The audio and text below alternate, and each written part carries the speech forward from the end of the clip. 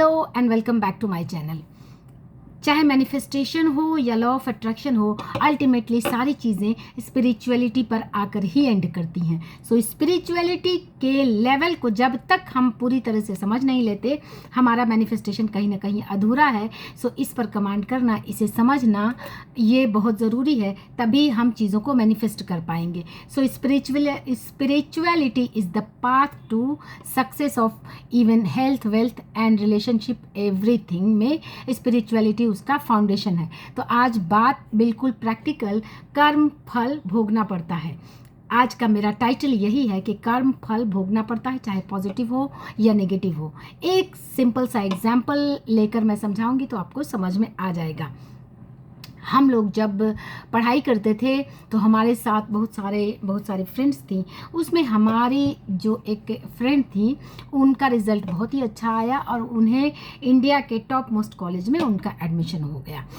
लेकिन जैसा कि उमूमन होता है, और उस वक्त चूँकि वो किसी लड़के के साथ रिलेशनशिप में भी थी, तो दोनों ही का सिलेक्शन होता है। लेकिन इनका सिलेक्शन क्योंकि बहुत ही अच्छे टॉप मोस्ट कॉलेज में हो जाता है और उसका भी सिलेक्शन होता है, लेकिन कहीं ना कहीं जब आप बहुत एक उरूज पर पहुंचते हैं तो एक एरोगेंस आ जाना, एक सेल्फ रिस्पेक्ट आ जाना स्वाभाविक होता है। सो उनके अंदर भी ये भावनाएं आ गई और वो दोनों ही एक मिडिल क्लास फैमिली से बिलोंग करते थे और मेहनत के बल पर उन दोनों ने ही सफलता हासिल की थी, जिसमें इन्होंने बहुत ही हाई लेवल की सफलता हासिल कर ली थी। अब जैसा कि उम्मूमन होता है, जब उन्होंने बहुत अच्छे कॉलेज में एंट्रेंस ले लिया तो बड़े बड़े घरों से रिश्ते आने लगे। ऑफ कोर्स ऐसी जगह से भी हाई लेवल के लोगों से लोग उनको अप्रोच करने लगे। और जब वो पास आउट होकर निकली तो उन्होंने शादी करने के लिए ये डिसाइड किया कि क्यों ना मैं अपने लेवल के बराबर के किसी लड़के को ही पसंद करूं। तो उन्होंने डिसाइड किया कि किसी एक बहुत बड़े रिच फैमिली में, चूँकि उस वक्त रिश्ते आते ही थे, तो उन्होंने उसी को सेलेक्ट किया जहाँ के पेरेंट्स, मदर फादर दोनों ही डॉक्टर थे। काफ़ी दिल्ली के बहुत बड़े टॉप हॉस्पिटल में पेरेंट्स दोनों ही जॉब करते थे एंड लड़का भी उसी सर्जन था। तो उन्होंने उसे चूज़ करना, उसे पसंद करना उन्होंने डिसाइड किया। और जिसके साथ वो काफ़ी सालों तक रिलेशन में थी, उससे कहीं ना कहीं उन्होंने बिट्रे किया, सिर्फ इसलिए कि अब काफ़ी हाई लेवल के आ गए हैं तो मैं अपने बराबरी के लड़के से ही शादी करूँगी। शादी तो हो गई। शादी होने के बाद पता चलता है कि जैसे बहुत सारे लोग होते हैं, वो लड़का थोड़ा वो एब्यूज़िव था, वो ड्रिंक भी करते थे। धीरे धीरे दोनों के रिश्ते में खटास आने लगी। बात यहाँ तक पहुँच गई कि दोनों अलग अलग रहने लगे। बच्चे भी तब तक एक बेटा एक बेटी दोनों के हो गए, लेकिन क्योंकि वे सेल्फ डिपेंडेंट थी, फाइनेंशियली काफ़ी स्ट्रॉन्ग थी, वो अलग भी रहने लगी। एंड उन्होंने डिसाइड किया, एक सेल्फ रिस्पेक्ट जो होता है कि मैं ऐसे इंसान के साथ नहीं रहूँगी जो कि काफ़ी बोलता है या अब्यूज़िव है, वो उन्होंने उससे सेपरेशन ले लिया एंड बच्चों को अपने साथ रखने लगी। लेकिन और उन्होंने फिर दूसरी शादी कर ली। दूसरी शादी करके वो कनाडा चली गई। लड़का ऑफ कोर्स कोई मैच्योर उन्हीं के जैसा ही कोई लड़का था, लेकिन जब वो कनाडा गई तो वहाँ जाकर भी उन्हें पता चला कि उसका भी कोई कैरेक्टर बहुत अच्छा नहीं है। वहाँ से भी वो वापस आ गई। वहाँ से वापस आने के बाद यहाँ फिर से उन्होंने अपनी घर गृहस्थी शुरू की अपने बच्चों के साथ। तब तक उन्हें पता चलता है कि जो उनके हस्बैंड थे, यानी कि फर्स्ट हस्बैंड, वो उनसे कहीं ना कहीं उन्हें उस वक्त, वो कोरोना का एक दौर था, उन्हें कोरोना हो गया, उनसे बातें भी फिर होने लगी।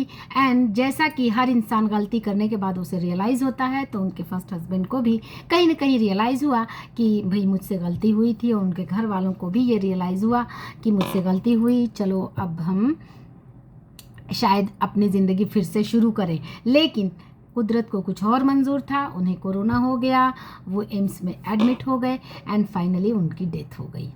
तो ना वो इनके साथ सुखी रह सकी, ना ही दूसरे हस्बैंड के साथ सुखी रह सकी। लेकिन क्योंकि वो फाइनेंशियली इंडिपेंडेंट हैं तो वो अपने बच्चों के साथ एक सुखी जीवन गुजार रही हैं।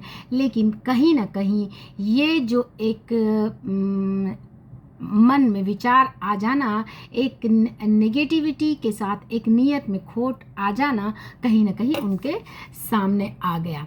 सो जब भी आप लाइफ में कोई डिसीजन ले तो इस बात का ध्यान ज़रूर रखें कि आपके डिसीजन से किसी को भावनात्मक तकलीफ ना पहुँचे, क्योंकि वो कहीं ना कहीं स्टोर हो जाता है और वो आपको आज नहीं तो कल वो आपके सामने आता ही है। दुनिया में भी आता है और मरने के बाद भी उसका हिसाब तो ज़रूर होना है। और जब दुनिया में आप जितने उसके बराबरी के जो फल भोग लेते हैं तो मरने के बाद आपको उस हिसाब से कुछ कम भोगना पड़ेगा, क्योंकि जब आपने दुनिया में ही भोग लिया तो फिर मरने के बाद उसमें कुछ कटौती भी हो जाती है। सो अगर दुनिया में मिल गया इसका मतलब है कि मरने के बाद कुछ न कुछ आसानी ज़रूर होगी, लेकिन दुनिया में भी उसके फल ज़रूर मिल जाते हैं। दुनिया में भी जो आपने अगर अच्छा किया तो वो कहीं ना कहीं स्टोर है और वो आपके आगे आ ही जाएगा और इसमें बहुत ज़्यादा समय नहीं लगता। मैंने कितने लोगों को देखा है, इसका एक बहुत अच्छा एग्जाम्पल भी मेरे पास है जो मेरे ही घर से रिलेटेड है कि मेरी ही एक, क्योंकि मेरा सर्किल ही ऐसा ही है, तो मेरी एक फ्रेंड जो कि खुद जब उनका एडमिशन हुआ तो मुंबई मेडिकल कॉलेज में हुआ और वो उस वक्त मेरे भैया मुंबई में ही जॉब करते थे। तो चूँकि बिहार से मुंबई में काफ़ी लंबी दूरी है तो मेरे भैया और भाभी के साथ काफ़ी दिनों वो रही और मेरे भैया भाभी ने उनका काफ़ी अच्छा ध्यान रखा, क्योंकि वो मेरी बहुत क्लोज़ फ्रेंड थी। ये बातें तो हो गई, लेकिन उन्होंने फिर ट्रांसफ़र करा लिया कोलकाता, क्योंकि कोलकाता और बिहार आसपास है। ये बातें हो गई, ये 20-25 साल पहले की बात है। अब जबकि जिसका कि मैं वीडियो भी डाल चुकी हूँ कि मेरे अपने भैया को कुछ हेल्थ इश्यूज़ आए, छोटे भैया को, तो मेरे भैया दिल्ली में एडमिट हुए और जब एडमिट हुए तो मैं तो यहाँ हूँ, मैं भी वहाँ नहीं जा सकती थी। तो मुझे याद आया कि वो मेरी जो फ्रेंड है वो वहीं बहुत अच्छे हॉस्पिटल में जॉब करती है, तो मैंने उनसे कांटेक्ट किया और उन्होंने मेरे भैया की काफ़ी हेल्प की, हमें इमोशनल सपोर्ट भी मिला और काफ़ी तरह से आसानी हुई। वो जो 20 साल पहले की जो वो नेकी थी वो कहीं ना कहीं 20 साल बाद आगे आ गई। मेरे भैया की काफ़ी काम में आसानी हो गई। तो जो आपने अगर नेकी भी की है तो वो भी स्टोर है, वो भी आगे किसी न किसी फॉर्म में ज़रूर आ जाएगी। और अगर आपने किसी को हर्ट किया है, किसी का बुरा किया है, किसी के कुछ पैसे, कुछ ज़मीन, प्रॉपर्टी में कुछ बेईमानी की है, लाइक दैट एनीथिंग अगर आपने किया है तो इस बात के लिए ज़रूर सावधान हो जाएं कि वो कहीं ना कहीं किसी न किसी रूप में सामने भी ज़रूर आएगा। सो अपने कर्म का ज़रूर ध्यान रखें कि ऐसे कर्म नहीं करने हैं कि किसी को तकलीफ़ पहुँचे, किसी को बुरा लगे, किसी के दिल को दुख पहुँचे। वो कहीं ना कहीं कि कोई दूसरा आदमी तैयार हो जाएगा जो आपको वही दुख उसी फॉर्म में हाइटेंड मात्रा में, यानी ज़्यादा मात्रा में वही दुख देने के लिए कोई ना कोई दूसरा आदमी तैयार हो जाएगा। This is called law of Karma और ये बिल्कुल यूनिवर्सल रूल है, इसमें थोड़ा सा भी आगे पीछे नहीं है। सो कर्म फल भोगना पड़ता है। तो आज के लिए इतना ही। ये एक प्रैक्टिकल वीडियो है क्योंकि कहीं ना कहीं जो कुछ भी लर्निंग्स हम सीख रहे हैं, जो कुछ भी हम चीज़ें सीख रहे हैं, उसका पर्पस यही है अपने प्रैक्टिकल लाइफ को ज़्यादा से ज़्यादा ब्यूटीफुल और समृद्ध बनाना। सो आज के लिए इतना ही। मिलते हैं नेक्स्ट वीडियो में।